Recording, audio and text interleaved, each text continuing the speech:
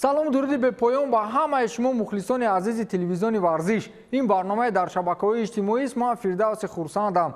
рӯзи 7 сентябр барои дӯстдорони варзиши ММА ба қавле туй аст. Дар Абу-Даби ҳамаи зурҳои UFC ба қасди шикасти якдигар андари октагон мешаванд. Як се Ҳабиб бо Дастин Поре барои ҷоиза мубориза мебаранд. Як сӯи дигар варзишгари тоҷик Муин Ғафуров ки навакак узви ин ширкати овозадори размӣ гардид. Акнун ба мо иттилоъ доданд ки барои ғолиб омадан дар ин рақобат Муин шому саҳар тамринҳоро ба роҳ мондааст. Фикр мекунам пеш аз рақобати Ҳабибу Дастин аввал мо ғолибияти Муинро мебинем, агар худо хоҳад. Муин аввалин варзишгари тоҷик аст ки дар ин ташкилоти бонуфузи ҷаҳонӣ Тоҷикистонро намояндагӣ мекунад.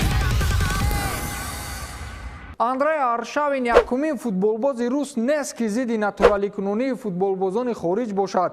Пештар ҳамтои ӯ Роман Павличенко низ ба ин мавзӯъ зиддият нишон дод. Аршавин дирӯз аз ин ба қавли мафияи футболӣ интиқод кард ва гуфт ки бозингарони хориҷ аз ҷумла Фернандес ва Гилермеро аз мунтахаб ҷавоб диҳанд ва дар мавқеи онҳо футболбозони русро ҷой диҳанд. Ӯ дар як суҳбати хоса бо рӯзноманигорон гуфт ки ман зидди натураликунонии футболбозон ҳастам. Агар Марио Фернандес бозингари хуб мебуд, дар мунтахаби Бразилия бозӣ мекард. Ин гап ба Гилерме низ рабт дорад. Агар ки дар мунтахаби мо Фернандес намебуд, пас ба ҷои ӯ Смолников бозӣ мекард. Ӯ низ бо сар гол зада метавонад. Аз ин рӯ ман зидди натураликунонӣ ё худ ҷалб кардани футболбозони хориҷ ҳастам, гуфтааст Андрей Аршавин. Ҳамин мардак рост мегӯ. Соли 2008 бе ягон футболбози хориҷ мунтахаби Русия дар даври нимниҳоии чемпионати Аврупо буд.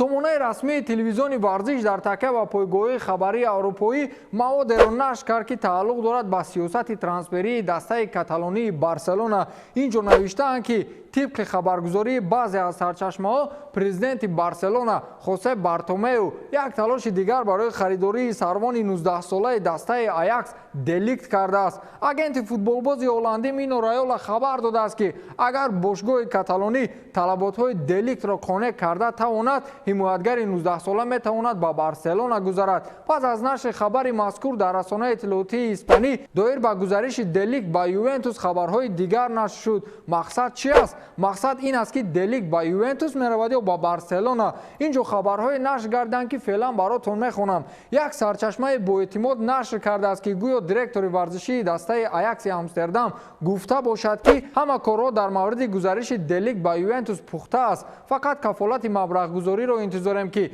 кай итолиёвиҳо ба ин мавзӯъ мароғ зоҳир мекунанд. Умедворам ин кор соатҳои наздик ҳалли худро меёбанд. Ман ба итолиёвиҳо боварӣ дорам, гуфтааст директори варзишии дастаи Аякс Марк Овермарс.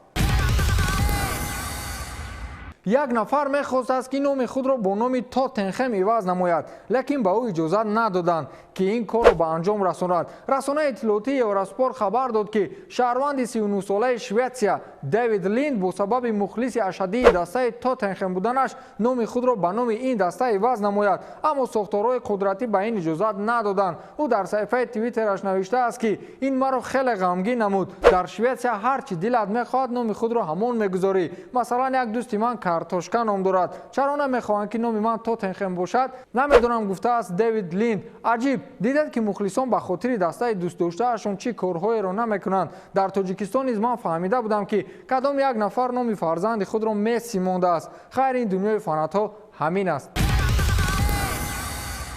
Пол Погбаро ягон даста нахарид. охир мо ҳар рӯз қариб як овоза мефаҳмем ки гӯё дастаҳои Реал ва Ювентус барои харидории ин футболбози фаронсавӣ даст ба гиребон шуданд. Аммо дар охир фаҳмидем ки ягон хабар асоси воқеӣ надорад. На Реал ва на Ювентус Погбаро намехоҳанд. Дастаи Манчестер Юнайтед нархи Погбаро дар бозори трансферӣ ба 190 миллион евро баробар кардааст. Намояндагони дастаи Манчестер Юнайтед гуфтаанд ки то ин ҷониб ягон даъват ба идораи мо доир ба харидории Погба наомадааст. Чанд рӯз пеш худи Погба ба агенти ӯ Мино Раёла эълон карданд ки фаронсавӣ хостори тарки даста дорад, аммо ҳеҷ дастае ба ӯ мароғ зоҳир накардааст. Акнун мебинем ки бо ин ҳама норозигиҳо аз дастаи девҳои сурх имсол Погба чӣ хел бозӣ мекунад.